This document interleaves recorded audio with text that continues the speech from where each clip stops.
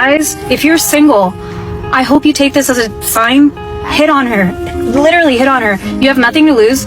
Yeah, I wasn't into the guy. He asked for my number. I'm gonna friend zone him because he's not my type, and plus I'm not dating right now, but there's something about confident men, and if you see him in public, you'd be like, how did he get the guts to just ask a girl?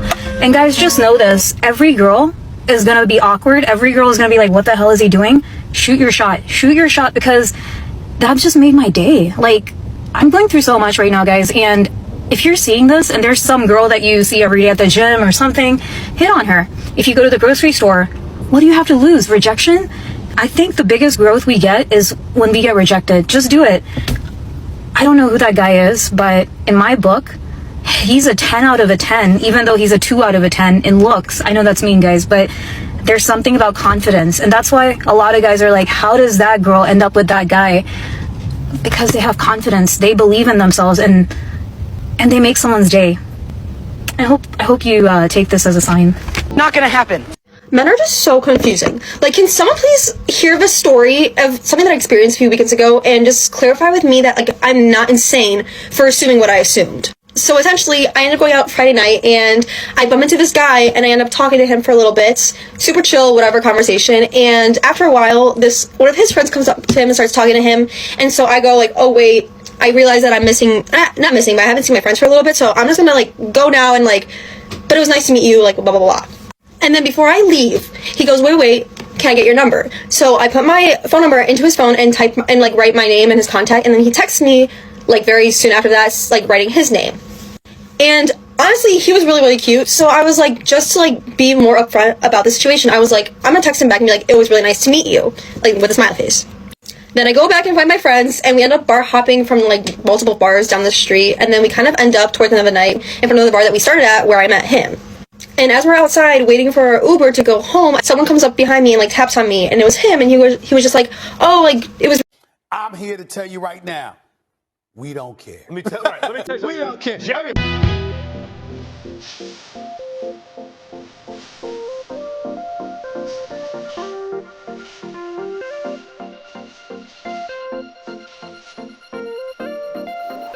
You are coping and seething. You just can't accept what you're seeing. Yes, you're coping and seething. The truth it is scalding, and now you are molding and coping so hard. Coping and seething. I can't sleep, I can't eat, I can't drink anything without feeling pain, true pain. In my day-to-day life, I don't need a man to fix my car. I'll just go to the mechanic.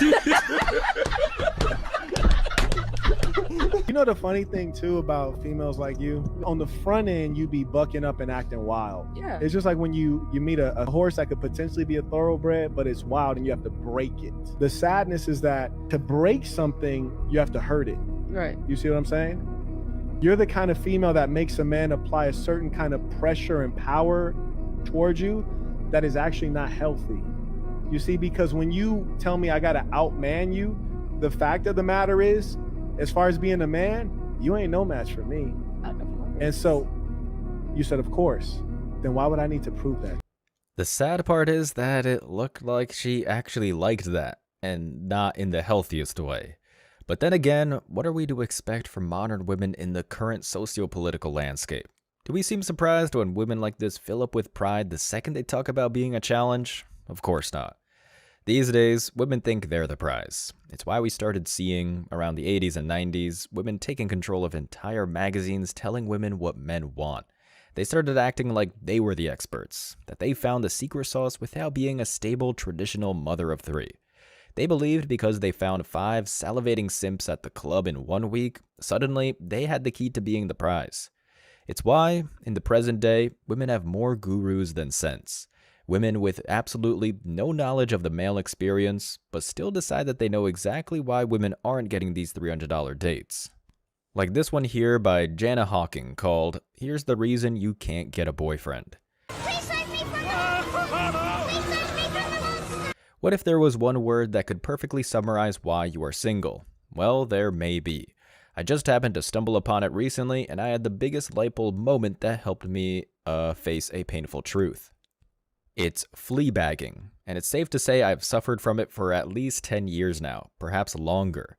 The word comes from the iconic TV series Fleabag, about a woman in her 30s who bounces from one disastrous man to the next. Great start. They all have one thing in common. They are emotionally unavailable, slightly risky, massive players, and all-around dud dudes. But the lead character keeps dating the same type of guy repeatedly. During the COVID era, I devoured that TV series because I had never found a show that resonated with me so deeply. However, therein lies the problem. This satirical series made the punchline about her having terrible taste in men a trait I rather annoyingly found in myself. Now, on the face of it, finding fault in one's behavior isn't, in itself, a bad thing. The problem, Jana, is that you're taking advice from the same thing every Western woman does: television. And that's where you're losing us. And that's because modern TV is just total propaganda. Either the women are the victims, facing a bunch of fake dudes that act like wild dogs, or they're constantly glorified for doing absolutely nothing but wearing a skimpy suit. On top of that, you decided to use the term which just makes you a slave to complete fiction. Yes, women choose poorly, but none of the responsibility can really be tied to men here. You voluntarily endorsed a system that promotes female empowerment, which is basically like using a rubber chicken as a compass. The real problem, and I know this may be a shock to the modern ears, is you. I went on a first date, and when I opened the door, my man was at my front door, and I was like, "Whoa!" Like, right? And then he hit me with the Rico. He pulled the flowers out, and I was like, "Wow, this is different, right?" So I'm not even paying attention. I brush past this, trying to walk down the steps and get to the door, right? Because I'm not paying attention. I'm just so not used to it, and it just hasn't, like, I just didn't have a lot of practice. He opened my car door. I get inside. He closed the door. I immediately went to my group chat. It's weird. Did you say he opened your car door? He opened. High five. No. Now let me explain, right? Let me explain. By the time we got to the restaurant, my follow-up text was, "Y'all, that's my bad. I just realized and all that stuff we be talking about, we don't really want it." And I felt like he technically did everything that we be saying we be wanting. In my mind, instinctively, my first thought was, he corny. But he really did everything that we want. But it's... Wow. Your children, the ones that I did not create, they're allowed to do what you do. They sleep all day. They don't come out of the room. They don't do what they need to do. Wait a minute, hold up. I want you to come over here. I want you to watch this. Let me show you something. Go sit over there. I have a little concern because your sons are not demonstrating that they are learning to be the kind of man I know you want them to be. They're going to demonstrate the kind of man you teach them to be. And I'm not really sure what to do about that. Can you hear me? Mm-hmm. That's how you do that. The woman has to talk to her man to get him to move the way she needs him to move. You're not gonna get nothing with that. This is both right and wrong at the same time. First off, the fact that women need a translator or coach to be functional just exemplifies how lost women are in the current environment. And women, beyond the household duties, really shouldn't be moving anything, especially not the man. I say this because the issues that plague these feminists are so layered that even the most, quote, enlightened of the bunch only gets halfway to the truth. Like Jana here. Now don't get me wrong, these guys are all perfectly fine if you were friends with them. Funny, charming, life of the party. But to date them is an entirely different story. My 10 years of situationships all featured one thing. I dated guys who were never in the market for a girlfriend, and I collected them like baseball cards. At least you're honest. And I can't even shame them, because it's what I accepted. In fact, if I'm being completely honest with myself, they all showed their red flags early. I just happened to turn into a bull when I saw them and charged straight towards those red flags with a big ol' smile on my face. Oh, Jana. Okay, continue. And it's not just me. So many of my friends are finding themselves stuck in never-ending situationship cycles with guys who have zero plans of settling down. They go on cute dates, have fun sleepovers, but when it comes to the what are we chat, well, that's when things get tricky. It's really horrible to watch it play out, and a recent study by dating site Plenty of Fish found that 63% of women are stuck in the same cycle. Okay, again, all of this, on the surface, might sound good. The woman here saw the error in her ways and did her best to take liability and turn it around. She even made the effort to finally not blame men for ruining her life, and admits that she spent a majority of her time running around with a bunch of guys, and that this was a bad decision. But here's the issue, Jana, and you're not gonna like this one. You're old. You've hit the wall, eggless. It's over. This success story you speak of, the one where you now date different guys and feel like you found the true path, it's about as real as the show you watched while eating a pint of ice cream next to Felix the cat. You spent a lifetime in female years on the rails, Jana. You realize that, right? These men that you've supposedly chosen, there's a reason that you're still dating and not getting married. It's because, gentlemanly or not, they see what we see. Paint me a perfect picture of the man you're looking for. Someone that can understand a PhD dissertation and can sit through it and understand it, and they can listen. So you want a nerd? But they also drive a truck and like country music. How has the dating life been in Miami so far? You can't talk to them, they both have boyfriends. I have a boyfriend. Awesome. But what about yourself? You been in the dating world? Yeah. What's the one thing you learned about yourself in dating? I'm more picky than I thought. Really? Yeah. I guess I like a guy who's has a degree in science. So you want a guy that has a degree in science? Yeah, If he's a dropout, he's no bueno. I mean, we're all PhDs. I'm a PhD too. I'm poor, hungry, and determined. Yeah. So we're all PhD students or has a PhD already. So let me ask you this: you don't care if they have no money. You care about the PhDs. Yeah. So education is more important than money. Yeah, it happens both ways. I mean, like once you get the education, the money will come after. It's an investment. None of that is true. How important is height when it comes to dating? Oh, that's very important. I know a guy, he likes me, but because of his height. He's in the friend zone. Yeah. So there's a guy that likes you, but he's short. Yeah. You don't like him that way because of his height, but he's a nice guy. Yeah. So you have him in the friend zone right now. Yeah, he's my friend, I told him. But he has hopes of having something more. Well, I told him. He's persistent. Yeah, he's been doing it for 3 years, so I don't know if he's gonna lose hope. If you feel it, you feel it. If you don't, you don't. It's that simple. Take a good look, Jana. This was you. For 40 plus years, this was you. I mean, you said it yourself. You spent 10 years on the carousel, hopping in bed for one-night stands, chilling with a Chad or Tyrone at the bars and clubs, and laughing with feminist friends every time you were able to manipulate a guy who was down on his luck. The best case scenario now, Jana, the absolute best case scenario for you, is that now you are essentially an oracle. You hit the wall, and now you walk the earth as an example of what happens when you rack up a body count capable of sinking an ever-given ship coming out of the Suez Canal.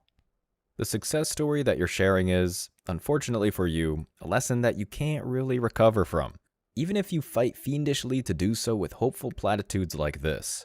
Thankfully, I've turned a corner. The crazy thing is, I actually just got really bored of the whole thing.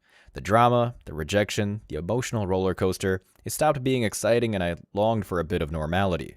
Plus, my cortisol levels were shot. Basically, I had situationship burnout, and thank God. Oh, that's not a word. Earlier this year, I made some fairly dramatic changes. I called off any form of kinda sorta dating scenario. I started asking guys what they were looking for a lot earlier, and when a guy showed Peter Pan tendencies, that is, they never really grow up, I aborted the mission. The old me would have seen it as a fun challenge, oh lord. It's far too late for you. Since then, things have been on an upturn. I've started going for guys with gentlemanly traits. I was flattered when a guy recently asked me to dinner, and he not only made a booking but also turned up in a gorgeous outfit, with a fresh spritz of cologne and a great attitude. And here's the kicker, girls. He then followed it up with a swoon-worthy text when he left, thanking me for a great time. I had sex with him. Now, this all sounds like minor things, but when you've been settling for breadcrumbs in the past, this is actually a big whoop. Plus, it says a lot about the standard for dates I had accepted in the past.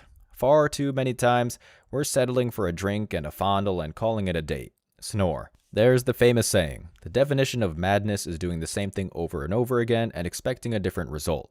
Well, perhaps it's about time we start taking responsibility for our own part in this garbage dating process and start upping our standards. It's far too late for you. If he sounds like a dud, don't see him as a challenge. See him as a full stop and move on to someone better. someone good for your cortisol levels. Honestly, I can't recommend it enough. That's great, Jana. Glad you're really turning a corner. Except, in light of everything you've just said, you really didn't. This is exactly what I meant when I said that the best modern women can really hope for in this climate is to get halfway to the truth, stop there, and then feel like they cracked the code enough to share their story with millions of people. Jana, I'm going to outline precisely what's happened here so you can understand what went wrong. Something all of the Man Guide family noticed after the first few lines. You, and everyone in your category, are not special. Sure, you might not be screaming on TikTok, which is a small plus, but all you've effectively done is follow the life cycle of every feminist before you. You spent all of your young life taking a good ride in cars, bathrooms, hotels, and wherever else you could satiate the hunger for stability that only traditional values could have given you.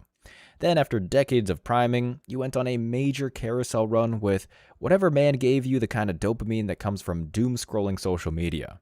After that, when you were all burned out, when your age caught up with you, when you had nothing left to give, then you decided to practice a little humility, or so you say. Because at the end of the day, when you put it all together, there's no difference between this article and these clips.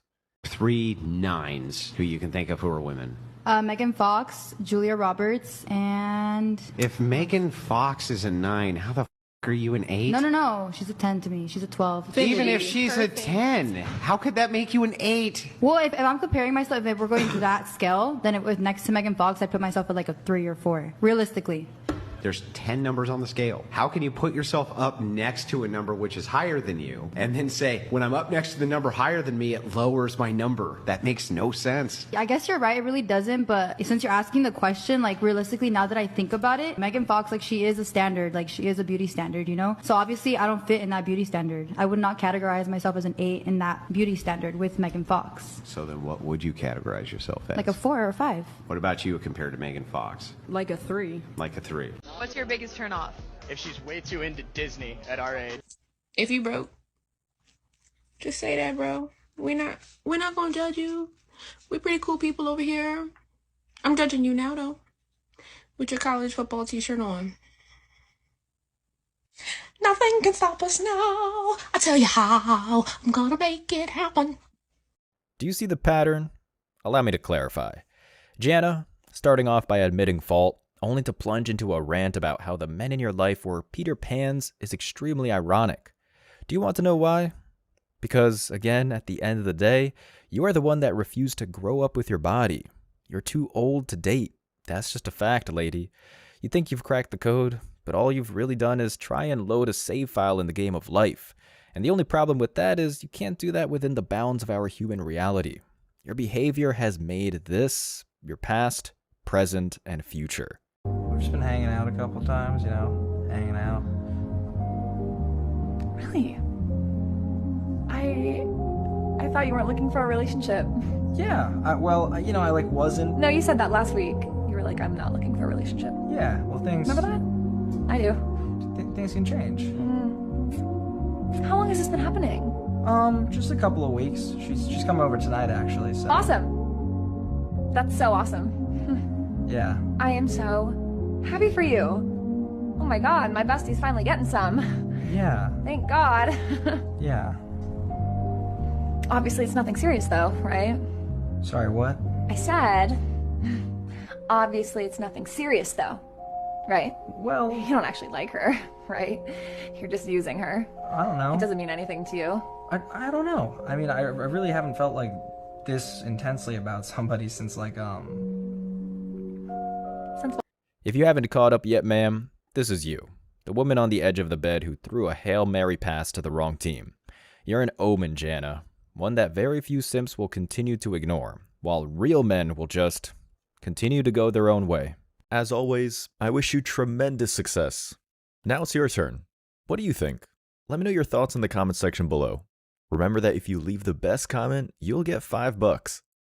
Thank you so much for watching. If you found value in this video, hit the like and subscribe buttons, ring the notification bell so you don't miss out on future uploads, drop a comment, and share it. See you in the next video. Till next time.